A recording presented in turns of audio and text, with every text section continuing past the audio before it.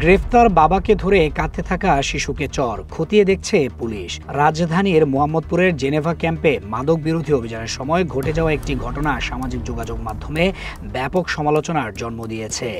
অভিযানে গ্রেফতার এক ব্যক্তির শিশু কন্যাকে ভিড়ের মধ্যে কেউ চর মারার দৃশ্য ভিডিওতে ধরা পড়ে এবং দ্রুত তা ভাইরাল হয়। পুলিশ বলছে ওই চর তাদের কোনো সদস্য মারেননি। বিষয়টি গুরুত্ব দিয়ে তদন্ত করা হচ্ছে। ঘটনার সূত্রপাত হয় দুই পক্ষের মাদক ব্যবসায়ীদের মধ্যে সংঘর্ষ ও ককটেল বিস্ফোরণে মোহাম্মদ জাহিদ নামের এক তরুণের মৃত্যুকে কেন্দ্র করে। এ ঘটনায় গত বৃহস্পতিবার রাতে জেনেভা ক্যাম্পে অভিযান চালায় পুলিশ। অভিযানে ইয়াবা সংশ্লিষ্টতার অভিযোগে রুস্তম নামের এক ব্যক্তিকে গ্রেফতার করা হয়। গ্রেফতারের মুহূর্তেই আবেগঘন পরিস্থিতির সৃষ্টি হয়। রুস্তমকে পুলিশের হাত থেকে ছাড়িয়ে নেওয়ার মতো করে তার 7-8 বছরের কন্যা জড়িয়ে ধরে কান্নায় ভেঙে পড়ে। ঠিক সেই সময় ভিড়ে থাকা কেউ শিশুটিকে চর মারে। মুহূর্তে শিশুটি আরও অসহায় হয়ে পড়ে এবং পরে তাকে বাবার কাছ থেকে সরিয়ে নেওয়া হয়।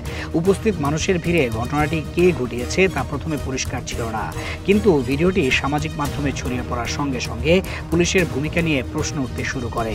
সমালোচনার মুখে পুলিশ ঘটনার ব্যাখ্যা দিয়েছে। মোহাম্মদপুর থানার ওসি অপারেশনস মফিজউদ্দিন জানান, তিনি রুস্তমের পেছনে ছিলেন এবং হট্টগোলের মধ্যে শিশুটিকে কে চর মেরেছে তা তিনি দেখতে পাননি। তার দাবি, ঘটনাস্থলে পুলিশ ছাড়াও অনেক সাধারণ মানুষ ভিড় করেছিল। ঢাকা মহানগর পুলিশের তেজগাঁও বিভাগের অতিরিক্ত উপকমিশনার জুয়েল রানা বলেছেন, ভিডিওটি তাদের নজরে এসেছে এবং প্রাথমিক বিশ্লেষণে দেখা গেছে শিশুটিকে কোনো পুলিশ সদস্য চর মারেননি, বরং স্থানীয় কেউ তা করেছে। তিনি স্বীকার করেন, এমন আচরণ কোনোভাবেই গ্রহণযোগ্য নয় এবং বিষয়টি গভীরভাবে তদন্ত করা হচ্ছে। এ ধরনের ঘটনা দেশের আইনশৃঙ্খলা বাহিনীর প্রতি জনসাধারণের আস্থা ক্ষুণ্ণ করতে পারে বলে উদ্বেগ প্রকাশ করেছেন সামাজিক যোগাযোগ মাধ্যম ব্যবহারকারীরা। তারা মনে করছেন, অভিযানে থাকা শিশুদের মানসিক নিরাপত্তা নিশ্চিত করা জরুরি।